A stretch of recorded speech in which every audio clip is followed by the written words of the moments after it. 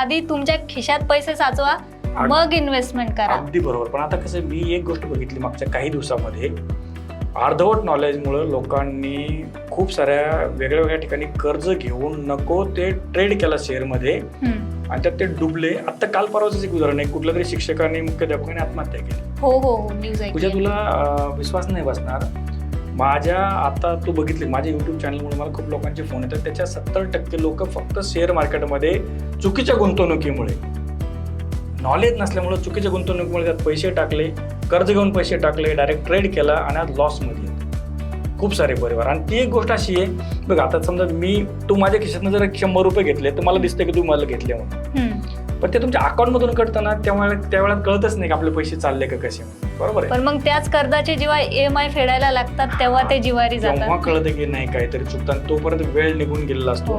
त्याच्यामुळे सर्वसामान्य लोकांनी शेअर मार्केटमध्ये किंवा म्युच्युअल फंडमध्ये गुंतवणूक करताना एक चांगल्या आर्थिक सल्लागाराचा सल्ला घेऊनच पैसे टाकायला पाहिजे, कारण तुमचा माझा 1 रुपया कष्टाचा आहे.